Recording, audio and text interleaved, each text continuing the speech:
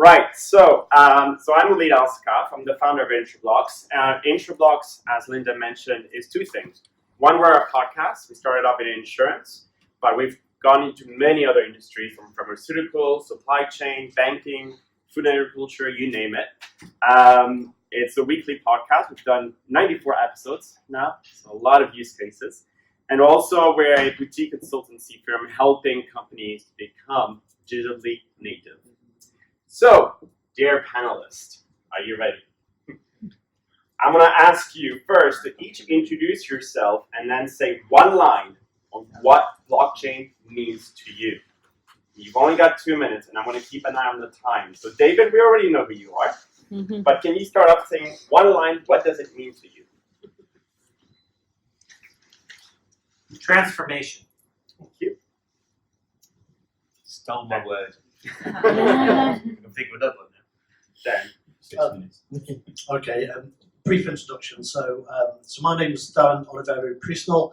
I'm the Chief Executive Officer of Fintricity Global. So we are a company that developed the Catalyst protocol, which is mainly in ESG and industrial applications. So that's kind of the industry that we're focused on. My background is very much in software engineering, so 25 years, Microsoft partners, very much in the .NET space, but also working for UK Gov, BAE Applied Intelligence, so UK agencies, and also banking and finance, Deutsche Börse, these kind of organisations. So big critical infrastructure kind of projects. I'm also a certified ethical hacker, certified network defence architect, so I get into both sides of system security. So what does blockchain mean to me? Well, for me, blockchain doesn't really replace any technology. It's a new technology. So for me, blockchain creates some new capabilities that didn't exist before, but it doesn't replace many of the old technologies.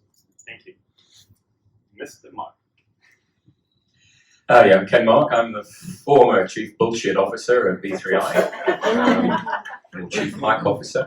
B3I is a consortium of insurers, and I've spent most of my career in insurance. Blockchain isn't my core. Actually, my core is vision, future forecasting, and other bullshit. What does blockchain mean to me? Well, basically, it's a glorified messaging system. Thank you. Alpesh. Hi, I'm Alpesh, Doshi. I like emerging tech. I've been in emerging tech over the last 20 years. And as you've seen, the wave of the internet, I started the internet when the internet came along, started working in data 10 years ago, and then blockchain 5 years ago when I met the Ethereum team because they shared office for 2 months when they launched. Read the white paper, thought, wow, this is going to change the world. So I'm a technologist by background, but also love the business side. I build businesses. We have a consulting business as well as a venture arm where we're building ventures around the application of data and blockchain in different ways. My word was going to be transformation, but it's stolen me. My word would be transformation 2. There you go. Because I still believe that the world will transform with new, not just blockchain technologies, but other whole suite of other technologies, and focused on, as has already been said by David, solving or transforming a business and a business problem. That is the fundamental thing that I think we've been missing in the last 5 years on blockchain. Thank you. So, how many of you guys here read a report by McKinsey from January 2019 called Blockchain's Outcome Problem? Raise your hand. Okay, so I'll just... Okay. I'll read just one line from that report, which is the bottom line is that despite billions of dollars of investment and nearly as many headlines, evidence for a practical, scalable use for blockchain is thin on the ground. And in my very own podcast, 2 of some of the largest insurance companies both stated that 75 to 90% of their blockchain POCs did not need a blockchain. So, panelists, is blockchain just an expensive fad? Whoever wants to go first. So my opinion, it's not a fad. It's actually a valuable technology. It's got real potential. But the problem which has existed up until now is blockchain, because of its roots with Bitcoin, started with a use case which was essentially printing money. I mean, it's a cryptocurrency, and and the crypto side has really overshadowed the benefits of the technology. So one of my challenges at the moment, running a blockchain company, is differentiating them.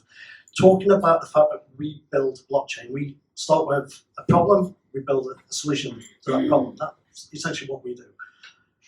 But getting away from the whole ICO space, the tokenomics, it's just a massive challenge. I mean, it's not just dealing with banks, it's dealing with all kinds of businesses.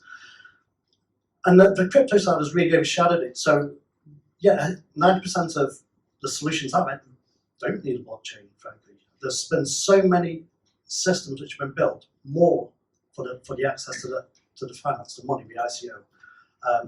And I think that's the challenge. Now we are fortunate that we've gone past much of this whole nonsense of ICOs and cheap and easy money.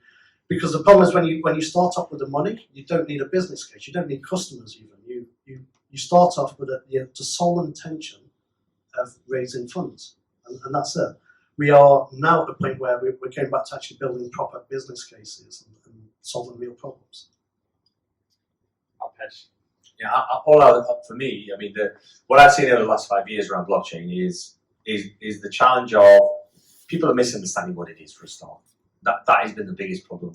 You know, I mean, as you can imagine, over the last 5 years, I've met so many people coming to me saying, describing their problems and solving that problem.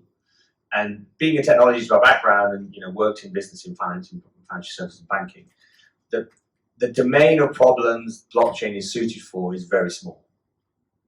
And 95% of problems that people are trying to solve problems with blockchain are not correct. And I can give you real examples. I won't name one of the 4 largest credit card companies, who I won't name which one, came to, you know, I met one of the guys in the product team. They came to me and said, they described this problem, which was around supply chain and payments and some of the stuff. And they said, that's a blockchain problem, isn't it?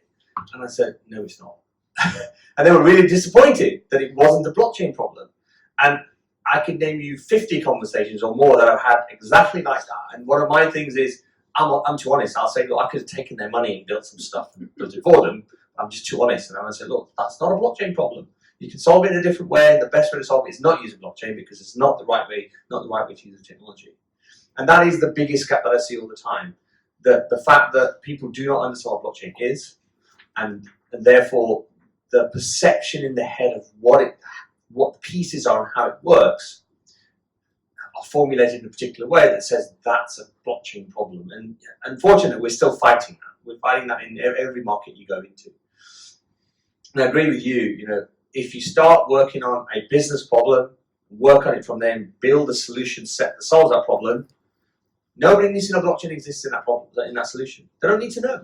They don't need to know that implementing something with the right use case, you use a blockchain to solve it. Nobody needs to know it's there. And I think that's what will happen in the next few years. It'll be in there as a solution the right way for the right kind of problem, but nobody will know it exists. It'll just solve the problem of a whole bunch of, all of us will know some of the key problems that you can solve using blockchain tech. And that's what will happen, I think. Thank you. David? Yeah, so I'll just make 2 brief remarks. The first one is, if you're not failing 80% of the time when you're trying innovation work, you don't have a wide enough scope. You should have a natural failure rate for an innovation portfolio is 80%. So it doesn't surprise me to hear figures like 80 to 90%. Yeah, that means people are actually trying experiments. That is actually a natural venture capital portfolios. It's a 90% failure rate. Look at that. So let's remember the baseline when we make a comparison and make statements like, my God, 80% of it's bogus. Well, or people tried out some ideas that didn't work, and they found some ideas that did work.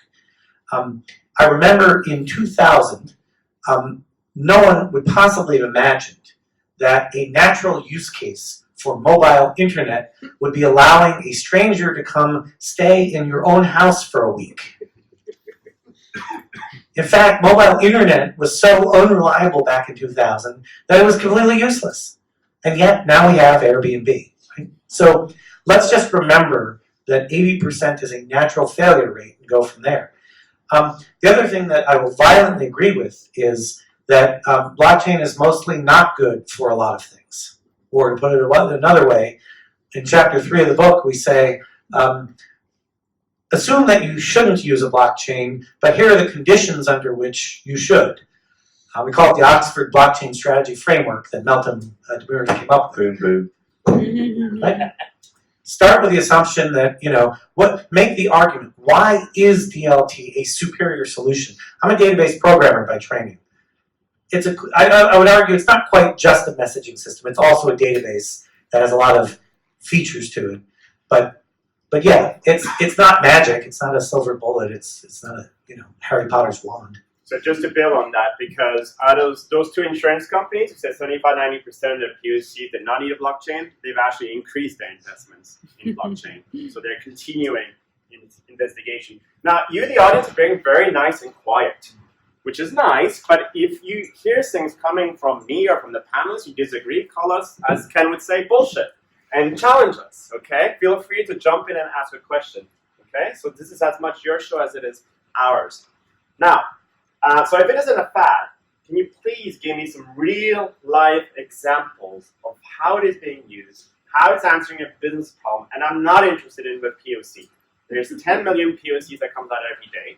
I'm only interested in a pilot or a production-grade solution. Ken, do you want to give us an example of one? I thought you'd pick on me. Insurance, unfortunately, it's an extremely dull subject. But if you just bear with me, we made it very exciting by doing a POC and at B3I launching the product back in December. B3I is an insurance consortium, is now an incorporated company in Zurich, and represents B3I means the Insurance Industry Blockchain Initiative, and it's formed by the largest insurers and reinsurers in the world. So is that enough credibility? They decided to have a look at blockchain and dabble in it and do that at the POC anyway. We launched the product. The product basically is quite compelling because it would save 30% of your admin cost when you're administrating a reinsurance contract. I won't get any more technical than that. 30% of an admin cost of a multi-million-pound reinsurance contract is quite a lot of money. And that makes it quite compelling. And to be quite frank, this is all a fad for 90% of the people you talk to about it. But when you tell them they can save 30% of their admin costs, it no longer becomes a fad. It becomes very real. That product's been launched. Admittedly, the adopters are our shareholders. It's very helpful when shareholders are also customers. But it's now being rolled out beyond that. So there's a real life example of something which we've done a POC on, we've brought to market, and we now have adoption. I've only just adopted it, so it'll be a year or more before you get enough data to work out. But basically where the saving comes from is because when you're administering this contract, a lot of information gets passed around, gets messed up, and you end up employing an army full of a room full of people to do your reconciliations. And basically, you no longer need to do those reconciliations. So the theory is you get rid of those people, you save a load of shed load of money. How many companies have actually adopted it? So I know it's early days, but how many of the insurers and consortium are actually using it themselves internally? Oh, tricky one. Because I've left now, I'm probably. Well, we've got 20 shareholders. They're all insurers, and if they're all the adopters plus the people who are on their contracts, you can do the sums. 20 times maybe 3, 4, 5. Maybe. Production pilot case studies. There's someone in the audience that I know quite well, and he's got an example. Nish. Thank you. Is this working? Hi, I'm Nish Kotecha. I'm the co-founder of a group called FinBoot. We started initially with that name, thinking about fintech. We've actually gone much wider. We've got an application called Marke, which in Spanish means frame. And the reason I say Spanish is because we're between here and Barcelona. We believe that blockchain protocols are going to become commoditized. And the mission we set ourselves 3.5 years ago was the enterprise adoption curve, which is all about experimentation. But if you can experiment quickly, cheaply, you can really understand whether this is a problem for blockchain or a problem for other user cases. So we worked on that, produced a middleware, and we now have enterprise production clients using our software. One of the first was Repsol, one of the Spanish oil giant. They use it in upstream oil. They use it to track samples from their laboratories, which were traditionally these samples were being tracked using email and paper. Certification was being put onto PDF documents, which are then flowing through their network, losing tracking of the physical sample, creating time, creating backlogs, incurring expense. We've implemented a blockchain system which runs right from their laboratories, their refineries, all the way through to their customers. It's been in adoption for about a year. They've already noted what they're saving from it. It's public. You can type in Finboot Repsol. They've put press releases out on it. And we now have enterprise clients in aviation, in raw materials, and in consumer goods. So to give you an example, it is working. And our middleware allows you to go to choose. We leave a choice of blockchain protocol to our enterprise clients. Excuse me. Many use Ethereum. Some choose Hyperledger when it works. We are agnostic. We can read and write and deliver interoperability to any blockchain framework that our enterprise client uses. And we can deliver a full working application. The quickest we've done it in is 10 days. So in that case, once from scoping to 10-day delivery means the costs are right down. And for an enterprise, that means that they can really play with this technology and understand themselves how far it could go. Thanks. Thank you. I'm just going to give you. Sorry, go ahead. I'll give you a similar I think scale. it's really clever that Alpesh actually bought this use case. Yeah. So it's in the field of sport, which you wouldn't necessarily think of. One of the guys that's in the sort of UK All Party Parliamentary DLT group that I work with, so My Next Match and the My Next Match platform, they've developed a medical passport for sports. And so they're working with 22 different sporting federations around the world. They've already got 2,000 of these. They've been working with the UK Olympic Delivery Authority and a number of other people in the Boxing Federation where it started.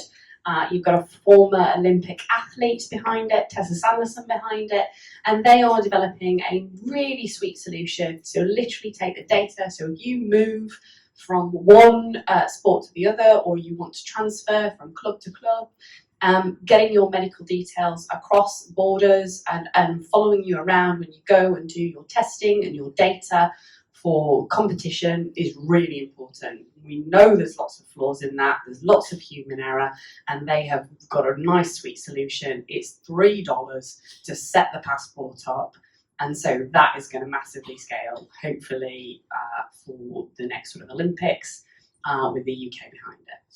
Simple solution, already out there. Excellent, thank you. And something which I find very interesting, throughout the time I do my podcast and I interview people, I keep trying to get some numbers. You know, what is the difference between the as-is and the blockchain solution? And what I'm increasingly finding is that they have no clue the cost of as-is, which is frightening. So how can you say this solution is better if you can't compare it to the existing one? And I'll just give you a quote of actually one company who was brave enough to give me some numbers, because some of them were too afraid, which makes you think either blockchain is doing a crap job and they're afraid of looking bad, or something else. But I interviewed the CEO of Digital Ventures, a subsidiary of Siam Commercial Bank in Thailand. They did a project around blockchain for procure to pay with one of the largest companies there. And they reduced processing time by 50% and costs by 70%. So these are like some real numbers that you can start extrapolating what that could potentially mean for you in your procure to pay businesses. Is there any other examples from the audience that you guys are aware of production grade blockchain solutions that is out there? Oh, there are quite a few. I mean, Alpesh, you'll be familiar with the IBM initiative. I think it's World First or their wire transfer solution being used by 55 banks around the world. You'll be familiar with Quorum, used by JP Morgan, or created by JP Morgan about 34 years ago. I think the question is not, are there a ton of production grade solutions out there? Okay, but when will there be exponentially more? It's not. It's this question of just when, really, because if we Googled it, we would find tons. And I haven't done the research, but these just roll off the tongue very, very quickly. So, those two solutions are making money. The Quorum solution is being offered by JP Morgan to other banks. There are 55 banks that have signed up to it, in competition, by the way, with Swift, very much like Ripple. And then the IBM solution, I think they've now got something like 40 or 50 banks signed up, again in competition with Swift. So there are many, many more like that. And these are just two from the banking sector that just roll off the tongue. Thank you. David or Alpesh, you have one final comment on that? No, I think the thing for me actually is that there are starting to be real applications and real uses that it's, you said it's about scale of adoption, right? When is the world going to change with this technology, and when it's going to be widespread in terms of adoption in almost every market or an industry? If we take an industry, which industry will be transformed with it, in what period of time? My view is it's going to be 5 years. Ripple's coming in. Ripple's been doing what they've been doing for 8 years. I knew Ripple back in 2012 when they came along. Will they succeed? I'm still not convinced they will, to be honest. But they've taken 8 years so far to get where they are, which is still at the beginning of solving the problem. So I think the question is how you measure it, right? How you measure it right now is this: there are point solutions out there that are solving these problems. How is it going to get adopted widely to scale for an industry transformation? Well, we're many years away from that. So maybe touching about scalability, getting to this wide industry adoption. So there is two kind of approaches that are starting to emerge. You have blockchain solutions built around one single customer, such as TradeLens and Insurewave. TradeLens is supply chain for marine, and that's around Maersk. That's a solution that they co-developed with IBM Hyperledger. Insurewave is a marine insurance blockchain solution, also with Maersk, but this time with Corda. So that's one solution focused very specific on a customer with a view to expand. And then you have the more market-wide approach, such as B3I, or the one by Contour, which used to be named Voltron, and Mobi, to name a few. So would the panel please comment on what are the advantages and disadvantages of taking this very focused, perhaps faster approach to this perhaps slightly slower but larger market approach? So I caution anyone against building just for one customer, because you run the risk of becoming a consulting company. So I look at a lot of the so-called big data analytics AI companies, and they all claim to be software companies with a software platform. And if you look at their actual revenue streams, they're all doing one-off consulting engagements. There are very, very, very, very, very few of these businesses that have actually built a truly scalable software platform. So I'm much more in favor of the B3I model of we have more than one person that we're building a solution for. Now, it's a huge accomplishment to get a customer, to get an enterprise customer, but it's much better, or to put it another way, you've achieved a step function, an order of magnitude further progress along the growth curve when you have 5 customers. Because now you know it's not just a consulting company, you've actually built something that can scale. The other point I'll make is related to AI. People have been telling me AI is going to happen since 1991 when I built my first AI neural network. It took a long time for the technology to mature to the point where it worked, and then suddenly it was everywhere. It's only within the last 10 years that we've seen ubiquitous consumer-facing AI, Siri, Amazon Echo, all this stuff. Sorry? Siri's an AI. Sorry. Siri's not AGI, correct. Siri is AI. Siri is AI. No, Siri is just a voice recognition with a search on Google. Voice recognition is machine learning. Machine learning is AI. My next book is on AI. We can talk about it. We can have a discussion. Trust me, I've been spending endless hours on definition of AI. I'll beat you. I wrote my first neural network in 1989. Sorry. Wonderful. I was going to make a comment on. Can I make a comment on this? Yes. Because one of the things for me, like you mentioned TradeLens. Yeah. So my challenge with people like TradeLens, TradeLens is one example, which is a real example, is that you've got people like IBM and Maersk building something for themselves and trying to get the market to adopt it. The problem is IBM own the IP. It's an IBM solution that say you're buying to IBM technology, and their game plan is to sell IBM technology to everybody to get to use it. The reality of it is that nobody's adopting it because everybody knows that if they buy it, then IBM is going to have them by the balls. So one of the characteristics of making a blockchain be adopted at scale is the ability to have a different kind of infrastructure, different kind of code, which is a bunch of open source technology which nobody owns. So if somebody owns it, then effectively they're going to have you by the balls, frankly. If you have an open source project which you have a large number of people adopting to make work, I mean, in B3I's case, all the parties have a closed solution they built on top of Corda. Yeah, on Corda, the Corda technology is open source, right? Now, there's a different conversation because they're now trying to sell it on license to all the big insurance companies as well. Longer term, and I know what the pricing model is with R3 and Corda, it's really expensive. And R3 are trying to charge a lot of money for it. And a lot of companies are going, hold on, this was supposed to be open source, it's not anymore. And so the adoption of this kind of technology, the characteristics of the components in the stack have to be very different to traditional software. And that's why one of the characteristics for me will make adoption happen is a different approach to how software is developed and where money is made on the technology itself. I don't think the money will be made in the blockchain itself. That infrastructure has to be open source and people have to contribute and develop it. Like the Ethereum network, nobody owns Ethereum. There's 4,500 projects on Ethereum, right? There's a community of developers. I don't know what the number is now, but it was 500,000 people building open source on that. That's a real community of people building software. And the analogy I'll give you is Linux. Linux was exactly the same. In the late 90s, early 2000s, every single company had their own version of Unix. So Sun Microsystems, IBM, Fujitsu, they all built their own version of Unix. So IBM had AX. And Linux came along and beat everybody. All of these companies spent hundreds of millions of dollars saying, we've got the best version of Unix there is, and they all failed. And the open source project Linux won. Now Linux is, the fundamental software is open source, and everybody uses it. But on top of that, people like Red Hat and Rackspace and lots of others have made billion-dollar business out of it. And for blockchain, I think the same thing's going to happen.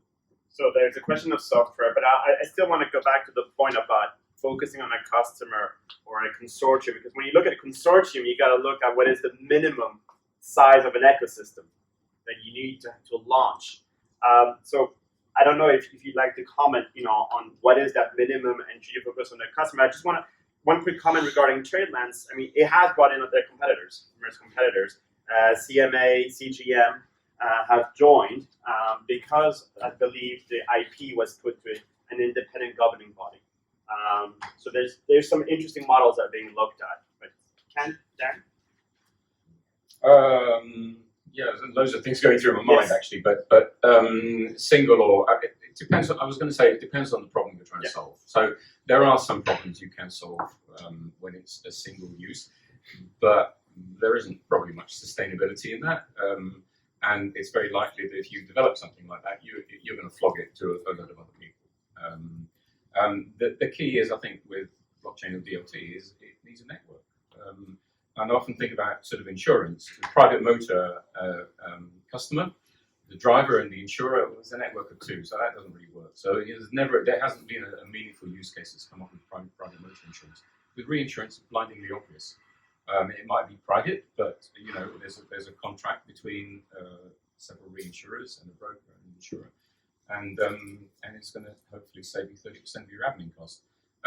But the whole point about what we did in B3I and what that group of insurers and reinsurers, and incidentally, they kind of probably represent 80% of the insurance around the world anyway, was what it was all about having a common interest. They all had a common purpose. Most consortia in insurance don't work. They fail miserably for very good reasons. It's all about competition. Why did it succeed in B3I's case? Because there was a common purpose in reducing that admin cost and hopefully passing something on to the end customer at some moot point. We won't go there. But that's probably why it succeeded. We had a common purpose and everyone drove towards that. And even the discussions around the table were not that tortuous in the very, very early days. And I was sitting around that table and they were quite sensible discussions. So I don't know if that helps. Yeah, thank you. Darren? Yeah, I mean, just to add to that, I don't think there's any inherent problem with single tenant or multi-tenant systems. I mean, essentially that's what we're talking about here. You know, are we building systems for one group of companies, or are we creating a more open platform? And I don't think there's a right or wrong answer. It really does depend on the use case. Governance is a massive part of this whole discussion, and I'm a very pro open source person. So our software at the City, we generally open source, but in isolation, that isn't enough. Everybody can open source software, but have you got people reviewing it? Have you got people actually using it? And I think you have to go beyond just open source, and you have to open source and be willing to put software under things like foundations, the Linux Foundation, the .NET Foundation. So quite independent foundations who've already got thousands of companies, tens or hundreds of thousands of open source developers. And so it's creating a critical mass around these new code bases.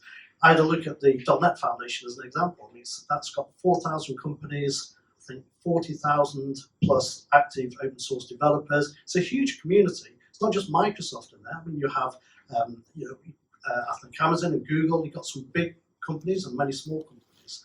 There's no blockchain solutions in there. I had a look recently. There's no blockchain solutions in there. I was speaking to a new executive director who's come into the foundation.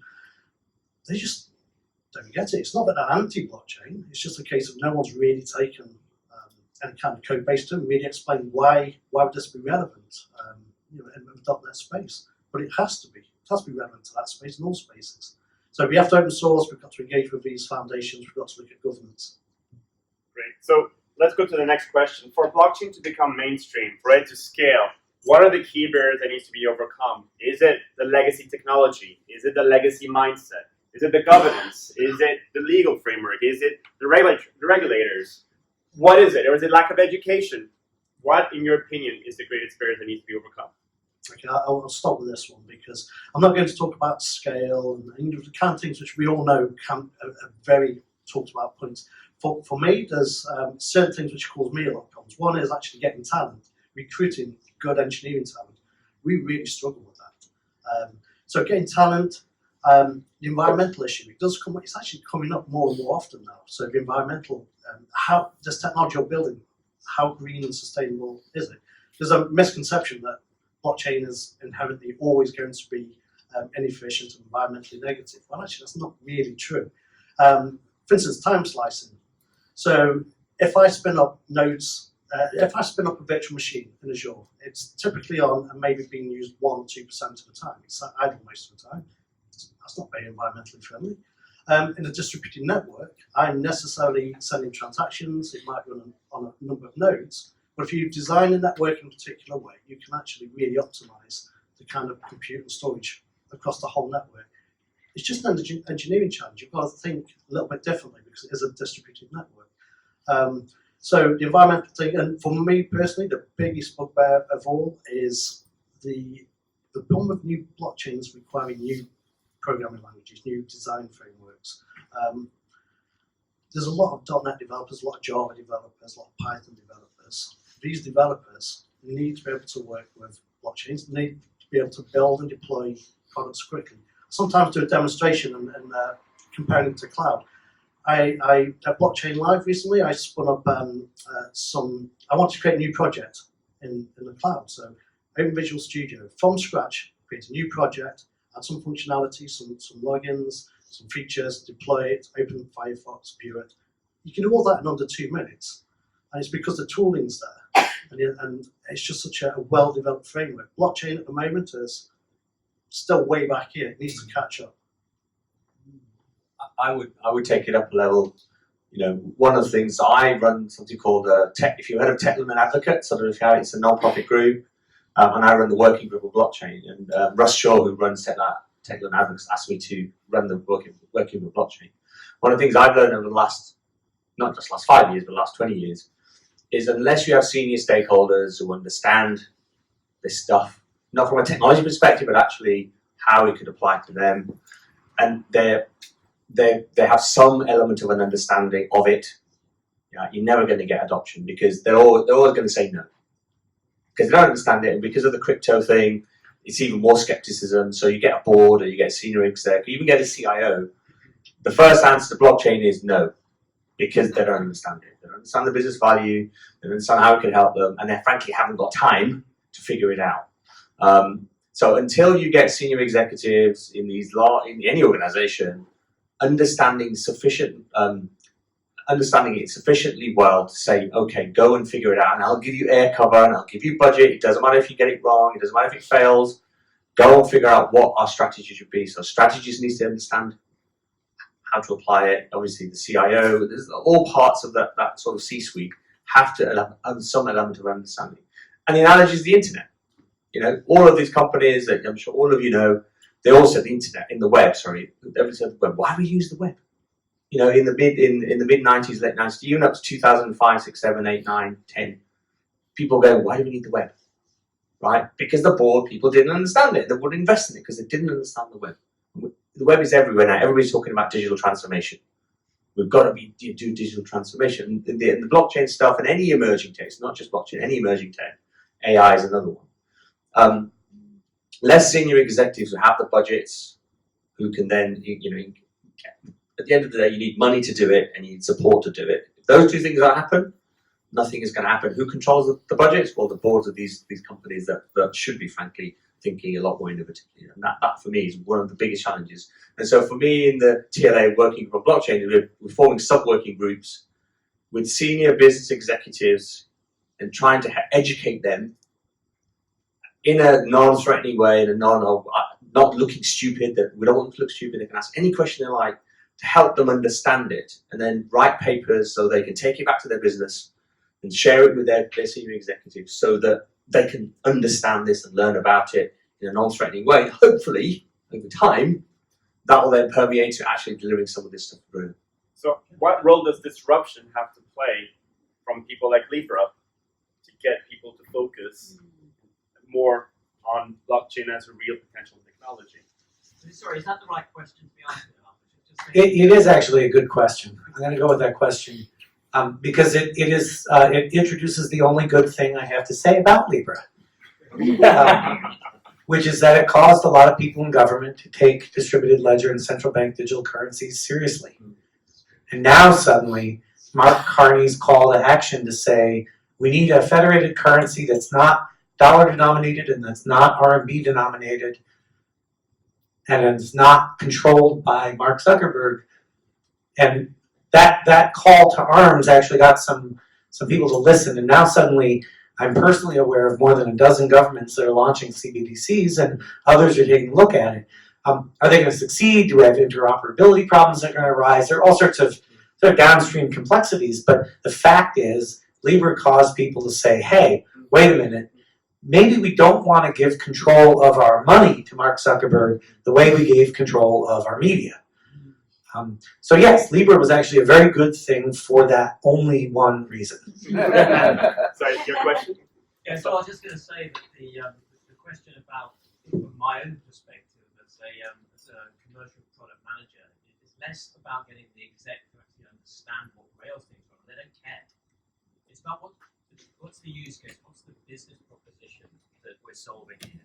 That's what I mean. When I say understand, that's what I mean. Oh, okay. So it's just to be understanding. Not saying how does the blockchain work. Obviously, they don't care. I think more understanding exactly what you're saying. It's about them going out uncomfortable. Like the web was exactly the same.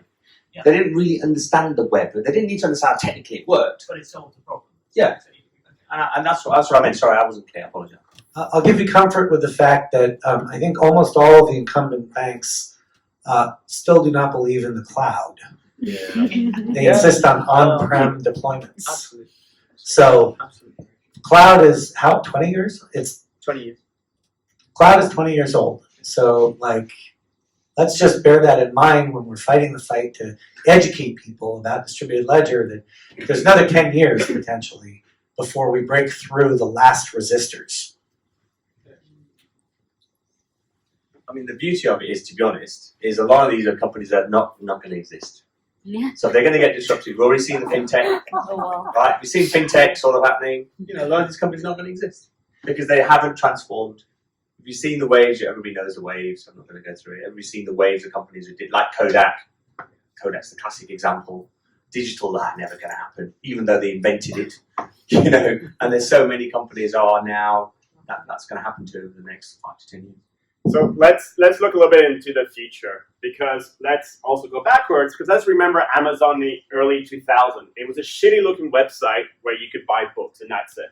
Look at it now. Do you think at that time they had any clue that they were going to build a marketplace, that they were going to build Amazon Web Services? They didn't.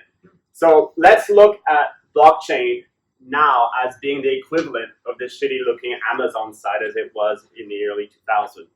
Where could this go? Because there are lots of notions that are coming out. There's things like self-sovereign identity. There's tokenization. There's data marketplaces. There's a lot of things that are coming out. And I want to get the panel's view in terms of, I know that's probably taken from your chapter. Well, I have something I didn't put in the book that I can talk to. Okay, great. And also, how is blockchain potentially an enabler of other emerging technologies, such as AI that we've been talking about, and IoT? How do these all fit together in what sometimes is called the Web 3.0? So I'll tell you my view. Sure. What I'm saying is blockchain is enabling technology, but there has to be a market dynamic in any market for something to change. So if we take the asset management industry as an example of the banking market, there's all massive unrest about asset managers and the fees that they charge their clients, and managing your money and my money, everybody's money. They charge large amounts of fees, and there's a massive market change going on where people are going, look, I'm being charged lots of money here. What the hell, right? So those kinds of business dynamics have to exist for a market to change. And in the asset management industry, that's starting. Right? And in financial markets, it's starting. Think about other industries where it's not that efficient, or there's a bunch of change going on in those industries. Those market dynamics have to exist for change to be made. And if those aren't there, then there's no compelling event, there's no compelling reason to do it, and therefore it'll take a lot longer to transform. And there's multiple industries I could give you a number that I know are going through change. But that's one of the key inputs and ingredients where technology like blockchain can be the enabler, but it's not necessarily going to be the driver. The market dynamics are going to be the driver.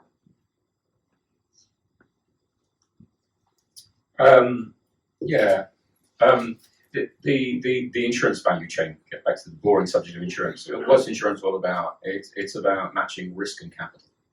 And everything in between risk and capital is a bunch of intermediaries, whether it's a reinsurer, an insurer, a broker, an aggregator, whatever you want to call it, it's an intermediary. It's just a facilitator of moving that capital, people who've got money, to the people who need money at the risk. And if you look at all of that, and people often talk about DLT as being a threat to brokers because they're intermediaries and disintermediation. Well, every single component in that value chain, including the insurer, can be eliminated by not only blockchain, but when you wrap up blockchain with AI, with IoT, with whatever other technologies are going to emerge and mature in the next 5 years. And that's the biggest threat to the insurance world, which they don't quite realize yet, or actually maybe they do, and that's why they're investing in companies like B3I. It's probably a threat also in other industries, which I'm not that familiar with.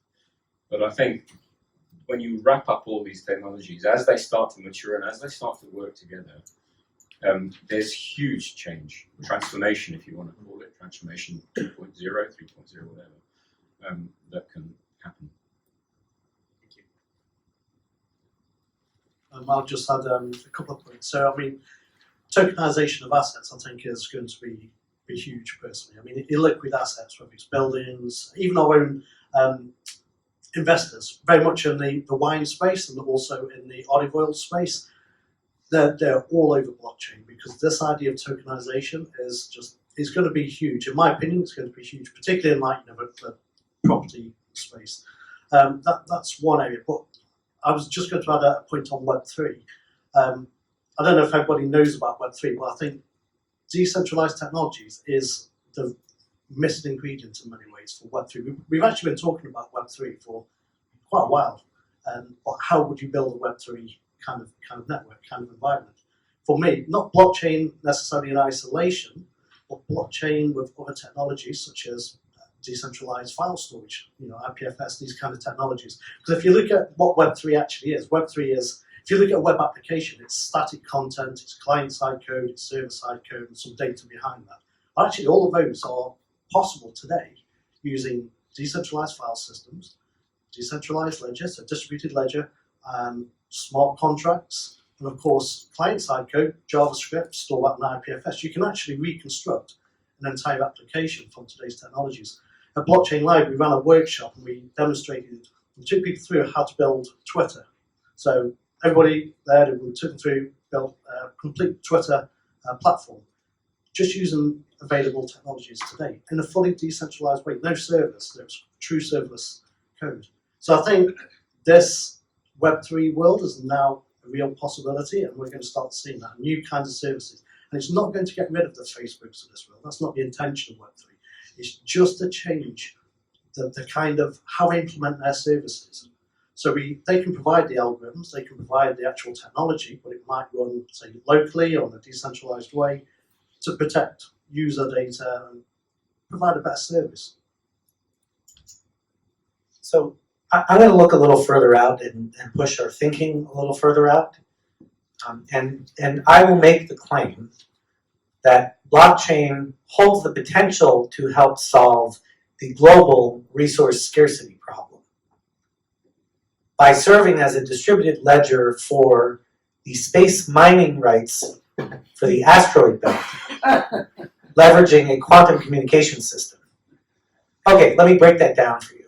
Right? I just threw a lot of the hot buzzwords at you. So one asteroid of, let's say, more than 1 kilometer in diameter is worth at least $15 trillion in terms of the precious metals and rare elements that are contained in it. The asteroid belt has more than 1.5 million asteroids like that. These are staggering numbers, but effectively anything we could possibly want to build, we now will have the resources to build. Because, by the way, we're not going to be able to eat in 100 years because we're going to run out of phosphorus. So farming will no longer work. And that's just one thing. The batteries that make these things go. We've got to come up with new technology because we're going to run out of lithium. So all of those problems go away when you have effectively infinite resources. Okay, great. How do you keep track of who owns it? Space law is a whole new emerging area that is of frightening complexity, jurisdiction on the asteroid belt. Just look at The Expanse, a wonderful TV series that Jeff Bezos is funding now because he wants promotion for Blue Origin. So, okay, the billionaires are putting their money into space. Bezos. I found out that none other than Joe Lubin purchased Planetary Resources. Okay, that's kind of interesting. All right, so infinite resources. We got to keep track of all the rights. It's very complicated. Lots of intermediaries, lots of parties. But hey, wait a minute. It's so far away that the speed of light becomes a rate-limiting factor, which is why we will need quantum communication system for that messaging system that we're using to keep track of who owns what. So that's my bet. The wonderful thing about looking 50 years in the future is no one is going to come track me down and find me and tell me I was wrong. But I actually think that, you have to think like that, because let me point you back to the example of that stranger staying in my living room for a week using mobile internet. We had no idea 20 years ago, and I likewise posit that whatever blockchain enables that's transformational is probably going to be something as crazy as the mining rights to asteroids in space. So just before that, we're rapidly running out of time, so if we could take maybe 1 or 2 questions from the audience. Yes?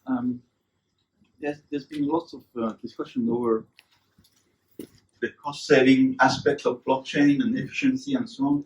Can we elaborate more on the security and transparency side? And do you guys need cybersecurity expertise to implement blockchain? That's one. And very quickly, impact investment. Those that invest in blockchain, do they really think of impact investment, or do they really think of sustainability, the planet, and so on and so forth? So, very briefly, yes, we need much better cybersecurity in the blockchain industry. It's embarrassing how bad it is for something that was built by a bunch of cryptographers. So, yes, we need more cybersecurity expertise, we need better cyber standards, In terms of impact, there are a number of interesting projects that are looking at things like mining rigs built underneath solar farms and other similar such solutions. So solar energy is wonderful, except when it's not. And part of the issue is it can sometimes generate a lot of excess electricity that the grid can't use and that the storage capacity can't store. Now we can put that energy to work sustainably in DLT, blockchain mining. So, but not everyone's thinking that way. Cool. Last question from there. Yeah, hi. My question is blockchain innovative technology, or is it just a software solution replacement? And the reason I ask that is because most of the use cases I see today, you're saying that we have an existing way of working, and now I want to replace that with blockchain. Is there anything that is coming up, except what David said about mining asteroids, but is there anything else that are there that we can see in the near future that will really take this into a quantum leap? I think the low-hanging fruit, the stuff that's going to be compelling and interesting to your CEOs who are going to part with a wad of cash, is unfortunately the boring. Let's just do it a bit better, and that's as much as we've done in B3I. The more exciting stuff, but the stuff that's more risky and needs a lot more money, is creating new business models. Now that's perfectly feasible in insurance, and some people are doing it. For example, microinsurance. The reason some people can't buy insurance is because it's too damned expensive to distribute it. But when you use some platforms like blockchain to reduce that cost, it suddenly gives you the opportunity to create something that someone has not had access to before. So there are examples of that happening. Yeah, I mean, I would say actually the combination of there's a bunch of things which have existed. Cryptography, as you mentioned, messaging's already been around, but the combination of the technologies have produced new ways of solving business problems. And one of the ones I think you mentioned is tokenization. I think tokenization, combining different pieces of technology around blockchain, around smart contracts, and how you can represent an asset, and all those things are new and haven't been done before. And I know I'm working in the asset tokenization space. We have a venture in doing asset tokenization. And if you think about how going back to the financial markets and what's happening there, and you think about how assets are represented, traded, etc. Those things have never changed before, and blockchain and smart contracts, the tokenization model, is a unique way of actually creating a market and transforming that industry. So I don't necessarily agree that yes, each piece on its own. Most of those pieces are there. There's some new pieces like protocols. Protocols, the idea of protocols, TCP/IP is a protocol, but on layer one, it's called layer one protocols, are all new. And those are, you won't know, if you're not a technologist, you wouldn't know what these protocols were, but they are transforming that layer of how information is data is communicated and how it's managed. And that is, as it gets up the stack, will transform every industry. And as you said, it'll be a whole bunch of new business models. So I have one sentence in closing. We had the steam engine in about 400 BC. We didn't make it usable until 1800 something. So this is where, it's not new, but the fact that it's being adopted in interesting ways is what makes it an innovation. And just a parting last comment before I ask you to please applaud the panel is, last summer I had the great pleasure of meeting D. Hawk. Now D. Hawk is 90 years old, and in 1968, if my memory serves me right, he created Visa. At that time, the credit card industry was a shambles. It was all a big mess. And he managed to convince Bank of America Card to let go of its IP, work with 200 other banks to create Visa. Guess what? Without a blockchain.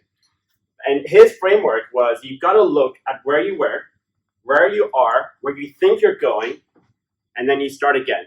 And you focus on where you ought to be. And it's a little bit what John F. Kennedy did at Rice University when he said we're going to go to the moon, not because it's easy, but because it's hard. Blockchain is hard, but it is potentially mining those asteroids. So please, a round of applause to the panelists.